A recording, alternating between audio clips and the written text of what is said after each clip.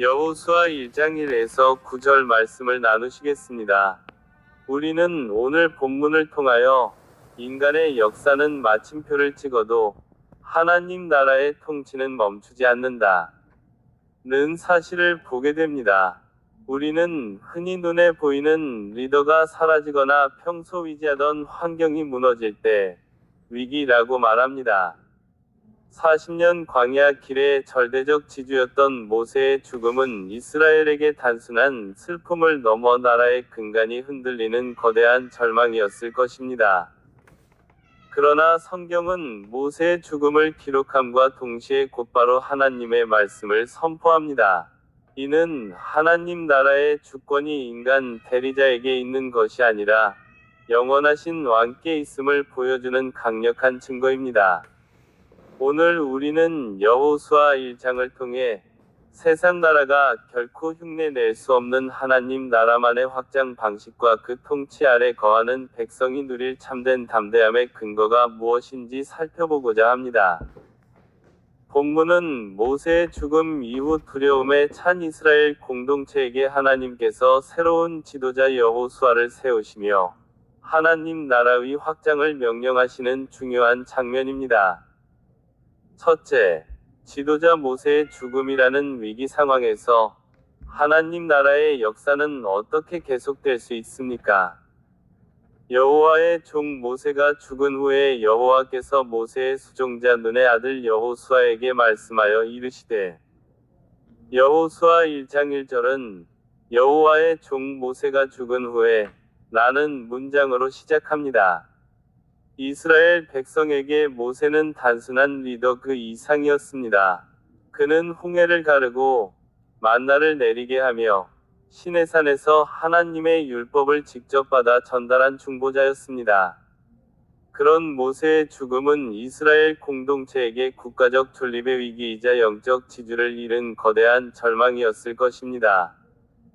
그러나 성경은 모세의 죽음을 기록하자마자 곧바로 여호와께서 말씀하여 이르시되 라고 연결합니다. 이는 하나님 나라의 주권이 모세라는 위대한 인간에게 귀속되어 있었던 것이 아니라 오직 여호와 하나님께 있음을 선포하는 것입니다.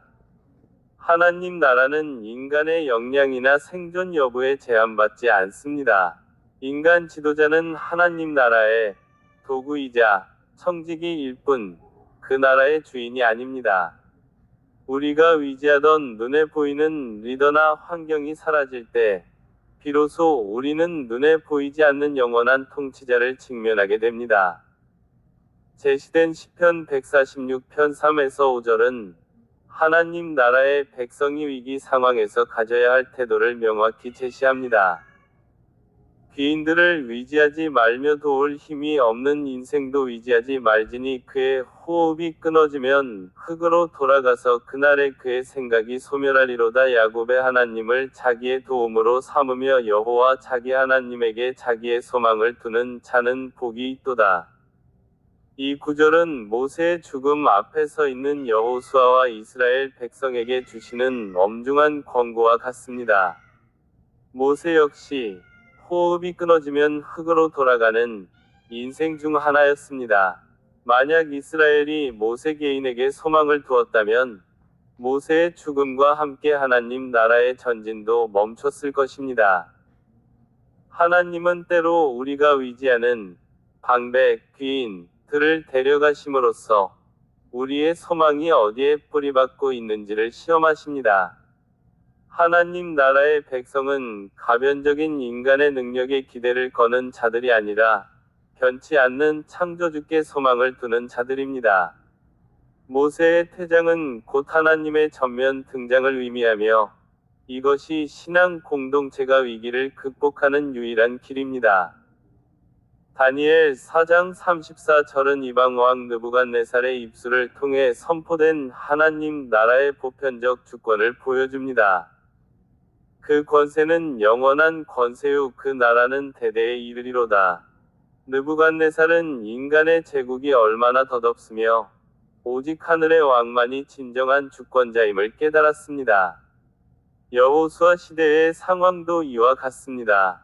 광야 40년의 여정 동안 이스라엘을 인도한 것은 모세의 지팡이가 아니라 그 뒤에서 역사하신 하나님의 영원한 권세였습니다. 모세의 죽음은 하나님 나라 역사의 한 페이지가 넘어가는 것일 뿐, 책 전체가 덮이는 것이 아닙니다. 다니엘이 고백한 것처럼 하나님의 나라는 대대에 이릅니다. 한 세대가 가고 다음 세대가 와도 하나님의 언약은 중단 없이 이어집니다. 가나안 정복이라는 사명은 모세의 개인적 야망이 아니라 하나님의 계획이었기에 주권자가 살아계시는 한 그 사업은 반드시 성취됩니다. 하나님은 모세의 죽음 이후 침묵하지 않으시고 모세의 수종자 눈의 아들 여호수아를 부르십니다. 여기서 수종자라는 표현은 중요합니다. 여호수아는 갑자기 나타난 영웅이 아니라 모세 곁에서 하나님의 임재를 경험하며 준비된 자였습니다. 하나님께서 여호수아를 세우신 방식은 하나님 나라의 연속성을 보여줍니다. 아브라함에게 하신 약속은 모세를 거쳐 여호수아에게로 이어집니다. 인간은 약속을 다 지키지 못하고 죽지만 하나님은 세대를 가로질러 그 약속을 붙드십니다. 하나님은 여호수아에게 내가 모세와 함께 있었던 것 같이 너와 함께 있을 것이라고 약속하십니다. 하나님 나라의 성패는 지도자의 탁월함에 있지 않고 하나님의 함께하심, 임재에 달려 있습니다. 우리의 삶 속에서도 모세의 죽음과 같은 상황이 닥칠 수 있습니다. 든든했던 후원자가 사라지거나 평생을 바친 사역이 위기를 맞거나 존경하던 영적 스승이 떠나는 순간입니다. 그러나 하나님 나라의 관점에서 볼 때 이것은 결코 끝이 아닙니다. 인간의 한계를 인정하십시오. 시편 146편이 말씀처럼 인생은 흙으로 돌아갑니다. 우리는 우리가 의지하던 인간적인 수단과 방법들이 유한함을 인정해야 합니다. 하나님의 주권을 신뢰하십시오. 다니엘 4장의 고백처럼 하나님의 통치는 영원합니다. 상황은 변해도 하나님의 다스림은 변하지 않습니다. 부르심에 응답하십시오. 하나님은 모세가 죽은 후 여호수아를 부르셨듯 오늘날 우리를 각자의 가나안 앞으로 부르십니다. 일어나 이 요단을 건너라는 명령은 모세 없는 이스라엘이 아니라 하나님과 함께하는 이스라엘에게 주시는 명령입니다.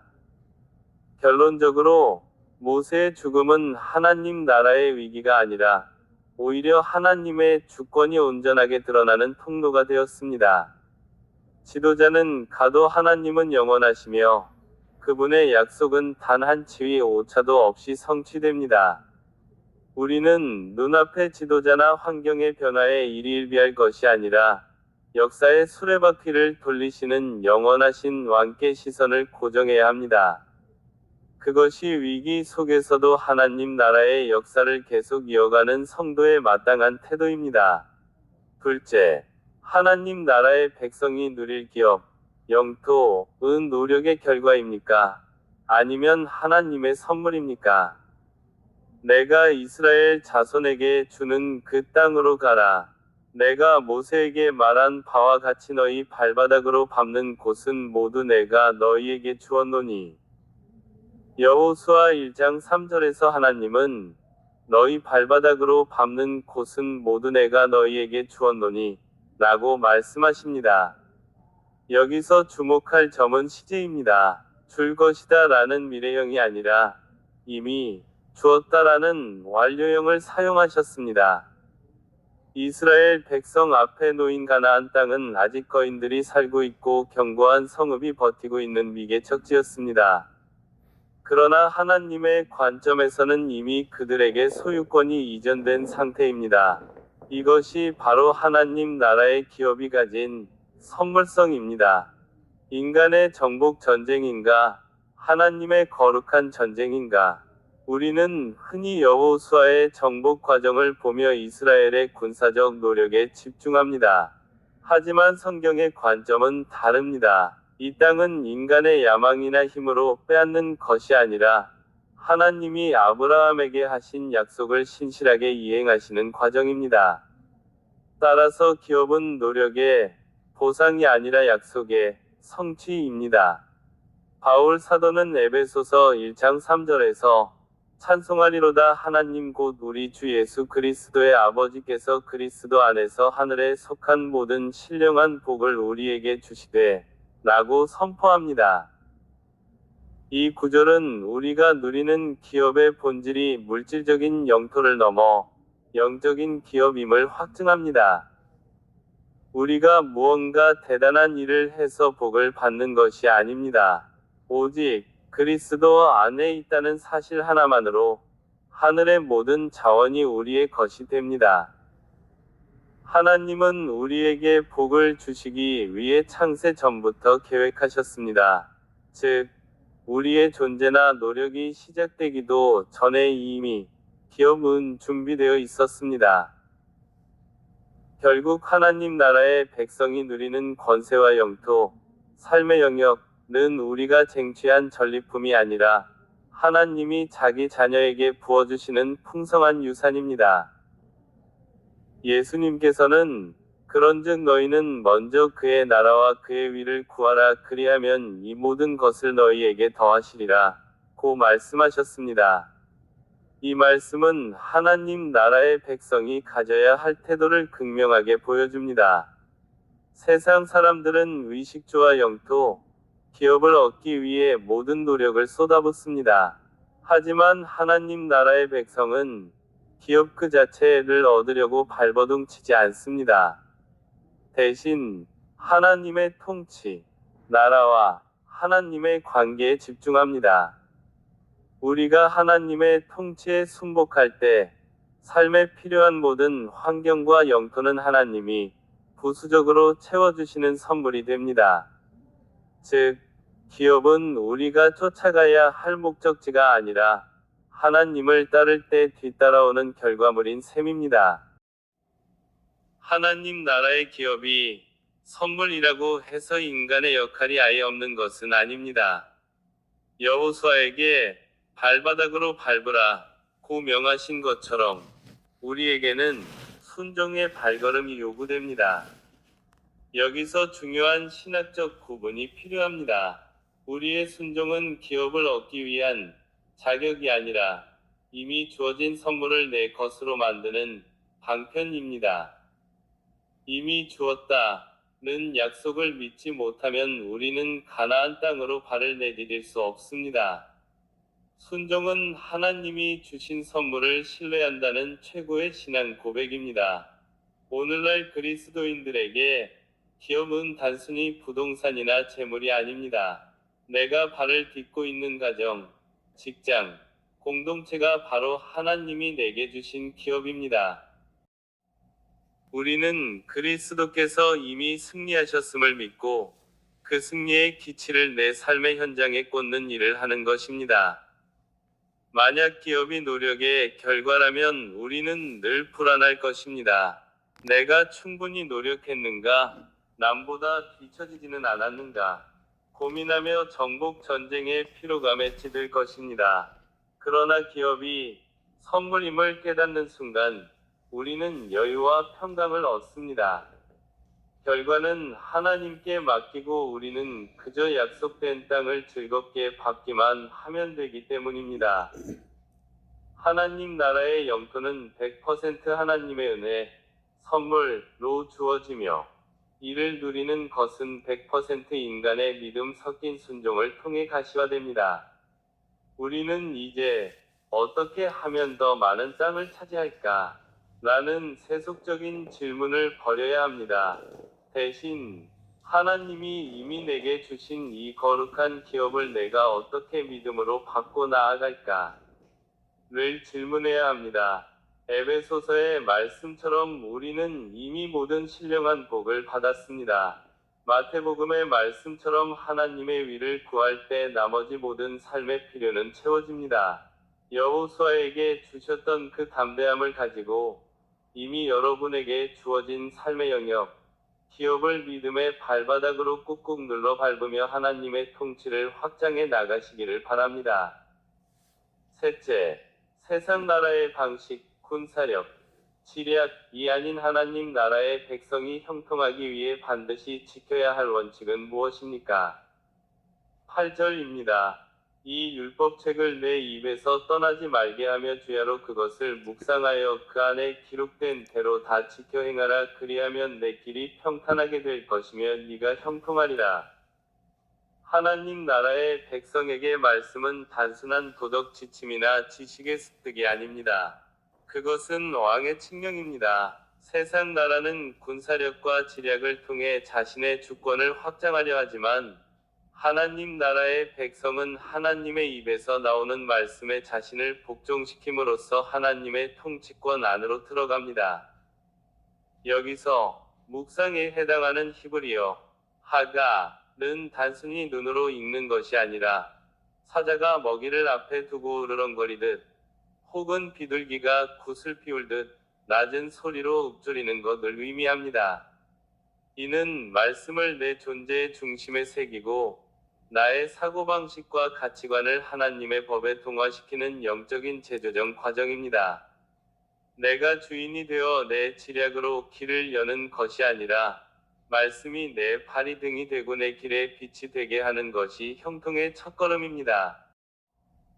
그 안에 기록된 대로 다 지켜 행하라. 그리하면 내 길이 평탄하게 될 것이며 네가 형통하리라.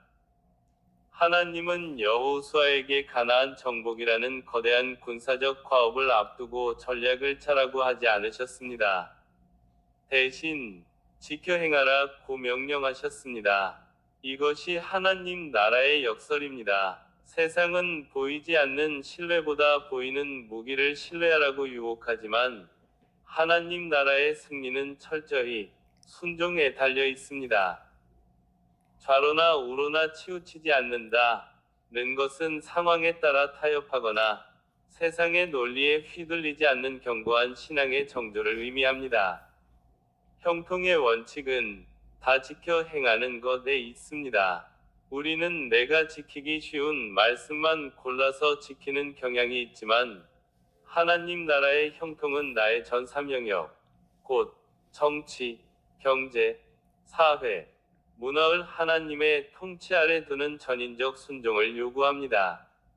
이때 비로소 하나님께서 그 인생의 앞길을 책임지시는 평탄함이 찾아옵니다. 복 있는 사람은 악인들의 꾀를 따르지 아니하며 죄인들의 길에 서지 아니하며 오만한 자들의 자리에 앉지 아니하고 오직 여호와의 율법을 즐거워하여 그의 율법을 주야로 묵상하는도다. 시편 기자는 형통한 자를 시냇가에 심은 나무에 비유합니다. 나무의 형통은 스스로 열매를 맺으려고 애쓰는 데 있지 않고 어디에 뿌리를 내리고 있느냐에 달려 있습니다. 악인의 꾀와 죄인의 길을 거부하고 하나님의 율법이라는 생명수에 뿌리를 깊이 내릴 때 철을 따라 열매를 맺게 됩니다.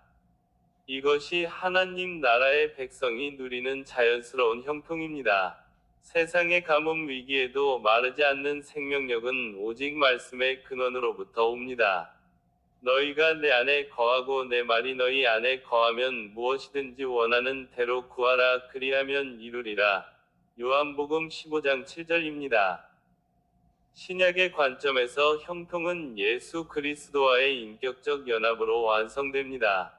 내 말이 너희 안에 거하면 이라는 조건은 여호수아에게 주어진 율법 묵상의 명령과 궤를 같이 합니다. 우리가 주님의 말씀 안에 거할 때 우리의 소원은 하나님의 뜻과 일치하게 됩니다. 이때 일어나는 기도의 응답과 열매 맺음이 바로 하나님 나라의 형통입니다. 내 욕망을 이루는 것이 형통이 아니라 내 안에 그리스도께서 그분의 뜻을 이루시는 것이 진정한 성공입니다. 하나님 나라의 백성이 반드시 기억해야 할 형통의 원칙은 명확합니다. 성공의 열쇠는 내 손에 있는 검이 아니라 내 입과 마음에 있는 말씀에 있다는 사실입니다. 아침에 눈을 떠 세상의 뉴스, 세상 지략을 먼저 살피기보다 하나님의 말씀, 왕의 통치 방식을 먼저 묵상하십시오.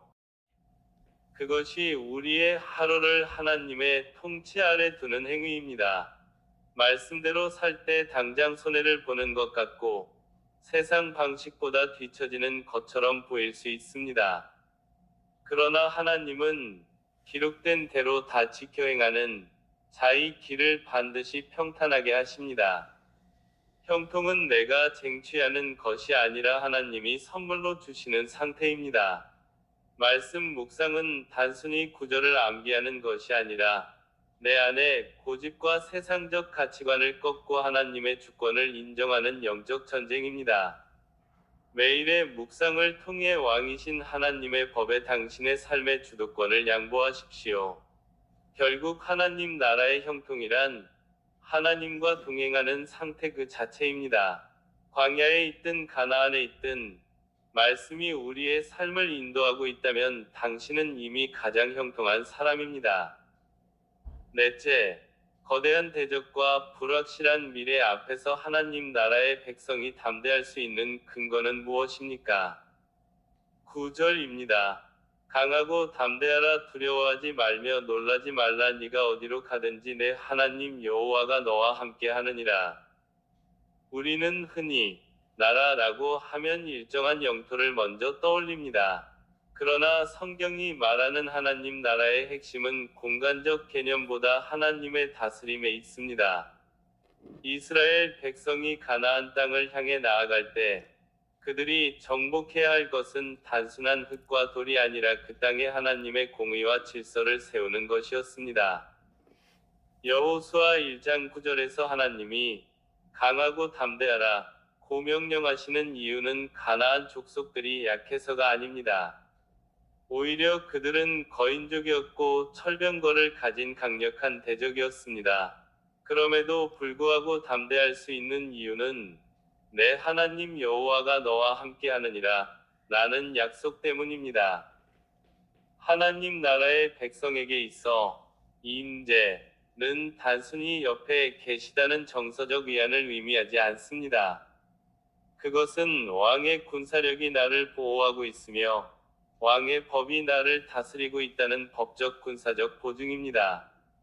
온 우주의 주권자이신 하나님이 함께 하신다는 것은 그분이 발을 딛는 모든 곳이 곧 하나님 나라의 영토가 됨을 의미합니다. 따라서 여호수아가 밟는 땅은 이미 하나님의 통치권 아래 편입된 승리의 현장이 되는 것입니다. 성경 전체를 관통하는 가장 위대한 약속은 임마누엘, 즉 하나님이 우리와 함께 계시다는 선언입니다. 이 약속은 하나님 나라 백성이 가진 가장 강력한 무기이자 불확실한 미래를 돌파하는 힘의 근원입니다. 이사야 41장 10절입니다. 두려워하지 말라 내가 너와 함께함이라 놀라지 말라 나는 내 하나님이 됨이라 내가 너를 굳세게 하리라 참으로 너를 도와주리라 참으로 나의 위로운 오른손으로 너를 붙들리라. 이사야 선지자를 통해 주신 이 말씀은 하나님 나라 백성이 처한 위기 상황에서 그들의 정체성을 확인시켜 줍니다. 나는 내 하나님이 됨이라 는 선언은 언약 관계를 상기시킵니다. 왕과 백성, 아버지와 자녀라는 끊을 수 없는 관계가 담대함의 뿌리입니다.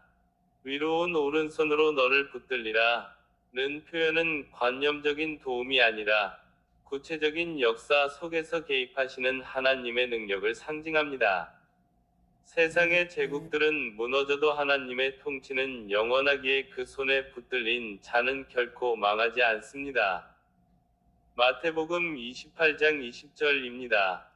내가 너희에게 분부한 모든 것을 가르쳐 지키게 하라 볼지어다 내가 세상 끝날까지 너희와 항상 함께 있으리라 하시니라. 부활하신 예수 그리스도께서 승천하시기 전 제자들에게 주신 이 지상명령의 결론은 다시 한번 함께함으로 귀결됩니다. 예수님은 하나님 나라의 완성자로서 이제 육체적 제약을 벗어나 성령을 통해 모든 믿는 자의 삶 속에 임재하십니다. 세상 끝날까지 이는 시간적 한계를 넘어선 통치입니다. 항상 함께 이는 상황적 조건을 초월한 임재입니다. 하나님 나라의 백성은 미래라는 불확실한 시간 속으로 혼자 걸어가는 것이 아니라 시간을 창조하시고 주관하시는 왕과 함께 걷는 것입니다. 이것이 우리가 대적 앞에서 고개를 들 수 있는 당당함의 근거입니다. 오늘날 우리가 직면한 거대한 대적은 여호수아 시대의 안악 자손과는 다른 모습을 띠고 있습니다. 그것은 경제적 위기일 수도 있고, 질병의 고통, 관계의 파괴, 혹은 하나님 나라의 가치를 비웃는 세속주의적 물결일 수도 있습니다. 많은 사람이 담대해지기 위해 자신의 스펙을 쌓거나 힘을 기르려 합니다. 하지만 성경적 담대함은 내 능력을 키우는 것이 아니라 하나님의 전능하심에 나를 연결하는 것입니다.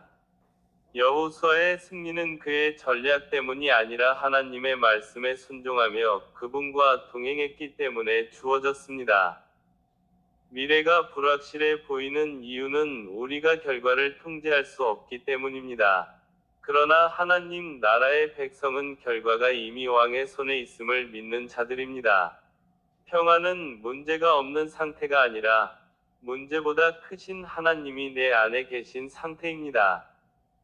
담대함은 단순히 나 자신의 안위를 위한 것이 아닙니다. 우리가 담대하게 세상 속으로 나아갈 때 세상은 우리를 통해 하나님의 살아계심과 그분의 나라를 보게 됩니다. 하나님 나라의 백성이 담대할 수 있는 최종적인 근거는 하나님의 신실하심입니다. 그분은 한 번 약속하신 것을 반드시 지키시는 분이며 자기 백성을 포기하지 않으시는 왕이십니다. 여호수아에게 하신 내가 너와 함께 하겠다는 약속은 오늘날 우리에게도 동일하게 유효합니다. 우리가 고난의 한복판에 있을 때에도 보이지 않는 하나님의 손은 우리를 붙들고 계십니다. 그러므로 우리는 두려움이라는 감정에 굴복하는 대신 함께 하시는 하나님이라는 객관적인 진리를 선택해야 합니다. 거대한 대적 앞에서 떨고 계십니까?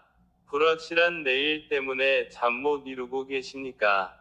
왕의 음성을 들으십시오. 강하고 담대하라. 내가 너와 함께 하느니라. 이 짧은 한 문장이 여러분의 생애를 지탱하는 가장 견고한 기초가 되기를 소망합니다. 하나님 나라의 승리는 이미 우리 안에서 시작되었습니다. 말씀을 맺습니다. 여호수아 1장 1절에서 9절까지의 말씀은 단순한 지도자 교체기를 넘어 인간의 역사는 끝나도 하나님의 통치는 멈추지 않는다는 위대한 구속사의 원리를 선포하고 있습니다. 우리는 흔히 눈에 보이는 모세가 사라질 때 절망하고 보이지 않는 가나안의 대적 앞에 압도당하곤 합니다. 그러나 하나님께서는 오늘 우리에게 세 가지 확신을 요청하십니다. 리더는 바뀌고 환경은 변하나 하나님 나라의 주인은 영원히 동일하십니다. 세상은 칼과 지략을 말하지만 하나님 나라의 형통은 오직 입과 마음의 말씀에서 시작됩니다. 담대함의 근거는 내 실력이 아니라 나와 발맞추어 걸으시는 하나님의 함께하심에 있습니다. 결국 하나님 나라의 확장은 우리가 무언가를 쟁취해내는 과정이 아니라 이미 승리하신 하나님의 약속을 믿음의 발바닥으로 확증해 나가는 과정입니다. 오늘날 우리 앞에도 각기 다른 이름의 요단강과 여리고가 놓여 있을지 모릅니다. 하지만 기억하십시오. 모세의 수종자였던 여호수아를 이스라엘의 지도자로 승격시키신 하나님께서 오늘 불안해하는 우리를 하나님 나라의 대리자로 부르고 계십니다. 강하고 담대하라. 이 짧고 강력한 명령은 우리가 홀로 싸워야 한다는 독촉이 아니라 전능하신 왕께서 우리의 등 뒤를 지키고 계신다는 가장 든든한 응원입니다. 기록된 말씀을 등불 삼아 오늘 하루도 우리에게 주어진 그 땅을 묵묵히 그러나 당당하게 밟아 나가시기를 소망합니다. 아멘.